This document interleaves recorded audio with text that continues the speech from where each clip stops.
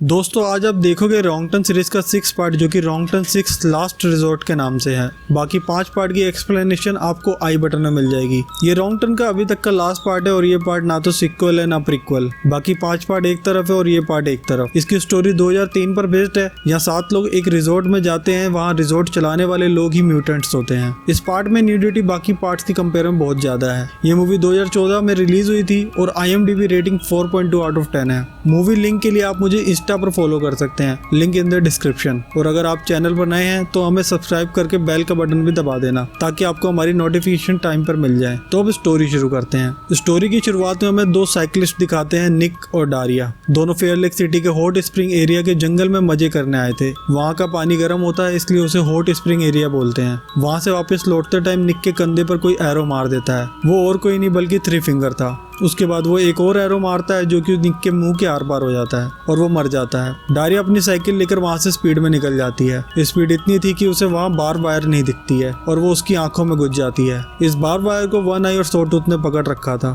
3 finger वहाँ उसकी गर्दन काट देता है और यहाँ रोमन नंबर 6 बन जाता है जो कि रॉन्गटन 6 है। इसके बाद हमें 7 लोग दिखाते हैं जो कि फेयर लेक में बने होप स्प्रिंग नाम के एक रिजॉर्ट में जा रहे थे। ये 7 लोग थे, डैनी, उसकी गर्लफ्रेंड टोनी का भाई रोड, ब्रायन और उसकी गर्लफ्रेंड जिलियन, विक और चार्ली। इन सबकी उस रिजॉर्ट में जाने की वजह डैनी से जुड़ी हुई थी। डैनी एक ऑर्फन था और वो वॉल स्ट्रीट में जॉब करता था और कुछ टाइम पहले उसके थ्रू उसके दोस्तों और कई क्लाइंट से पैसे लॉस हो गए थे, जिसके बाद वो डिप्रेस्ड रहता था। कुछ टाइम बाद उसको एक लेटर मिलता है जहाँ उसे होप स्प्रिंग में रिजॉर्ट चलाने वाले 2 लोग जैक्सन और सैली ने अपनी फैमिली मेंबर बताया था और वो चाहते थे कि डैनी यहाँ आकर उनका फैमिली रिजॉर्ट चलाए। लेकिन सिर्फ यही रीजन नहीं है, और भी बहुत है जो आगे पता चलेंगी। फिलहाल डैनी को उसकी फैमिली मिलने की वजह से उसके दोस्त भी उसके साथ आए थे और वो भी 2 हफ्तों के लिए। सब रिजॉर्ट पहुंच जाते हैं और अपने रूम्स में चेक इन करते हैं। डिप्रेस्ड रहने की वजह से डैनी दवाइयां लेता था और इसके लिए टोनी उसका पूरा ख्याल रखती थी। मीनवाइल हमें एग्नेस फील्ड नाम की लेडी दिखाते हैं जो कि उसी रिजॉर्ट से चेकआउट कर रही थी, लेकिन उसका चेकआउट 3 फिंगर अपनी कुल्हाड़ी मारकर करता है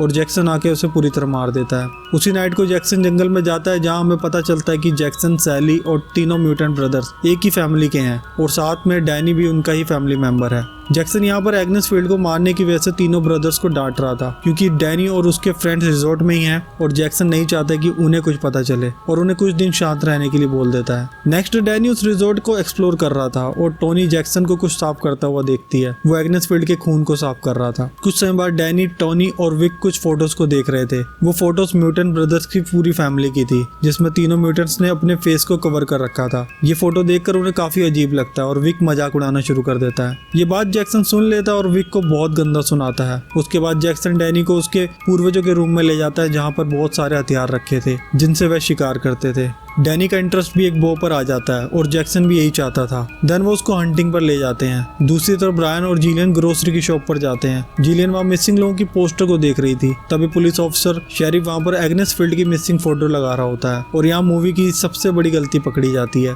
जैसा कि हमें पता है कि ये मूवी 2003 पर बेस्ड है, बट उस मिसिंग पोस्टर में मिसिंग डेट 2013 की होती है। इसके बाद जिलियन एक पोस्टर शेरिफ से लेकर अपने पास रख लेती है। जिलियन रिजॉर्ट पहुंचकर एग्नेस फील्ड की मिसिंग कंप्लेंट पोस्टर को सबको दिखा रही होती है क्योंकि उन सब ने एग्नेस फील्ड को एक दिन पहले ही रिजॉर्ट में ही देखा था। टोनी को अब डैनी की फिक्र होने लगती है क्योंकि वो अकेली जैक्सन के साथ हंटिंग पर गया था और वो अपने भाई रोड को उसके पास जाने के लिए कह देती है। वहीं जंगल में डैनी और जैक्सन एक पेड़ पर चढ़े हुए थे और जैक्सन उसे डियर को मारने की स्किल समझा रहा था। डैनी उसी स्किल्स को फॉलो करते हुए डियर को मार देता है। वहीं सेम टाइम पर 3 फिंगर भी एक शिकार कर रहा था और वो भी पुलिस ऑफिसर शेरिफ का। जैसा कि हमें पता है कि 3 फिंगर की हंटिंग सबसे जबरदस्त है और वो शेरिफ को एक एरो मारकर उसके मुंह के आर पार कर देता है और वो भी मर जाता है। डैनी ने जिस डियर को मारा था वो पूरी तरह मरा नहीं था और अब वो एक नाइफ से डियर के गले को काटकर पूरी तरह खत्म कर देता है और दोनों वहां से चले जाते हैं। थोड़ी देर बाद हम रोड को जंगल में देखते हैं जो कि डैनी को ढूंढने के लिए आया था। रोड वहां पर सॉटूथ को देख लेता और वो वही डियर खा रहा था जिसे डैनी ने मारा था और वहां से भागने लगता है। भागते हुए रास्ते में वो डैनी से टकरा जाता है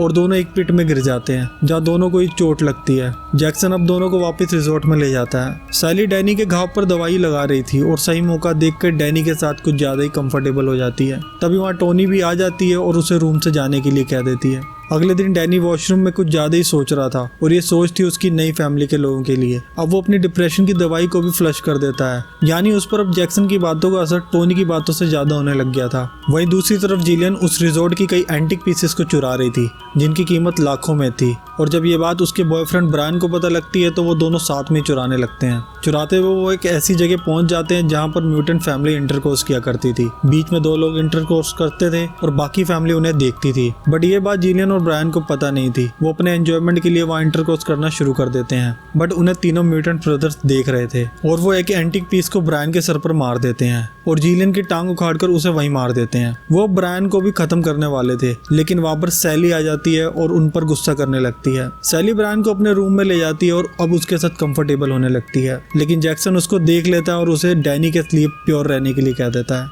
जिसके बाद सैली पिल्लो से उसके मुंह को दबा देती है और दम घुटने से ब्रायन भी मर जाता है। उसी दिन रात को जैक्सन और सैली डैनी को फैमिली के बाकी मेंबर से मिलवाने के लिए ले जाते हैं, लेकिन फैमिली से मिलवाने वाली बात विक ने रिजॉर्ट में ही उनसे सुन ली थी, इसलिए वो उन तीनों का पीछा कर रहा होता है। जंगल में एक जगह वो अपनी फैमिली से मिलता है। उन्हें देखकर डैनी शॉक था, और हो भी क्यों ना, सिर्फ जैक्सन और सैली ही नॉर्मल लोगों की तरह दिखते थे, बाकी सबकी शक्लें ही अजीब थी। तीनों म्यूटेंट ब्रदर्स भी अपना ट्रक लेकर वहाँ पहुंच जाते हैं। जैक्सन डैनी को बताता है कि उनकी फैमिली में प्योरिटी ना रहने की वजह से उनकी कोई ब्रीड नहीं हो रही है, और अगर उनकी ब्रीड नहीं होगी तो एक टाइम के बाद उनका वजूद ही खत्म हो जाएगा। फिलहाल सैली प्योर थी, बट उसके लिए उनका कोई फैमिली मेंबर प्योर नहीं था सिवाय डैनी के, और वो सब इस पल का इंतजार कर रहे थे। वहीं दूर से विक ये सब देखकर शॉक था, लेकिन शॉक तो उसे अब लगने वाला था क्योंकि उसे सॉटूथ देख लेता है और पीछे से जाकर पकड़ लेता है। वो डैनी से हेल्प मांग रहा था, बट डैनी उसे जानने से इनकार कर देता है। थ्री फिंगर आकर उसका गला काट देता है और वो वहीं मर जाता है। साथ ही वो उसके शरीर को बीच से फाड़ देता है, जिससे कि उसकी सारी अंतड़ियां बाहर आ जाती है। वहाँ के सारे मेंबर्स उसके खून को बाउल में भरकर पीने लग गए थे। सैली एक बाउल को खून से भरकर डैनी को पिला देती है।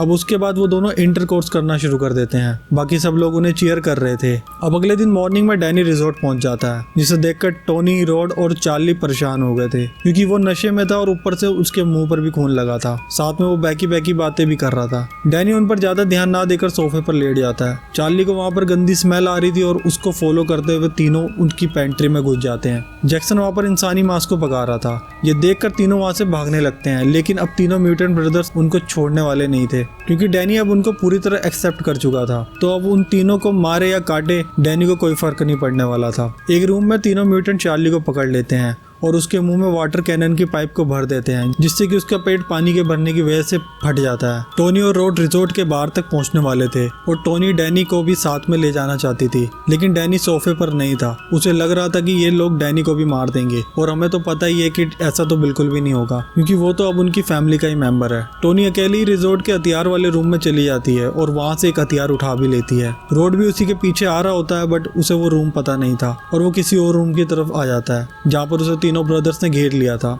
उसके चलते वो एक रूम में घुस जाता है। किसी तरह वो बच भी सकता था, लेकिन उसे उस रूम में पड़ा एक बियर ट्रैप नहीं दिखता और उसके पैर में फंस जाता है। इसकी आवाज तीनों म्यूटेंट्स सुन लेते हैं और बियर ट्रैप में लगी चैन से उसको अपनी तरफ खींच लेते हैं और उसके सिर पर स्निकर्स नी से मार देते हैं और वो भी मर जाता है। दूसरी तरफ हम टोनी को देखते हैं, जो कि बेसमेंट में राइफल लेकर पहुंच जाती है। वहाँ उसको सैली मिल जाती है और दोनों की आपस में लड़ाई शुरू हो जाती है। सैली टोनी के फेस को खोलते हुए गर्म पानी में डालने की कोशिश करती है, मगर टोनी उस पर हावी हो जाती है और उसी के फेस को पानी में डाल देती है, जिससे कि उसका फेस जल जाता है। टोनी उसे राइफल से शूट भी कर देती है और बुलेट सीधा उसके पैर में लगती है। डैनी भी वहाँ पहुंच जाता है और टोनी को वहाँ से जाने के लिए कहता है, लेकिन टोनी का अलग ही सीन था। वो डैनी के बिना जाना ही नहीं चाहती थी। तभी वहाँ जैक्सन पहुंच जाता है और टोनी को पकड़ लेता है और वो उसे मारने ही वाला था, बट डैनी उसे कहता है कि टोनी को वो मारेगा। इस पर जैक्सन टोनी को डैनी के हवाले कर देता है। डैनी टोनी को मारना नहीं चाहता था, इसलिए वो उसे फिर से वहाँ से भागने के लिए कह देता है और अब टोनी भाग भी जाती है, लेकिन जैक्सन नहीं चाहता था कि उनके सीक्रेट्स किसी बाहर वाले को पता चले। इसके लिए वो भागकर टोनी को पकड़ लेता है, लेकिन यहाँ टोनी उसकी चाबियों को ही उसके मुंह पर मार मार कर उसका मुंह छलनी कर देती है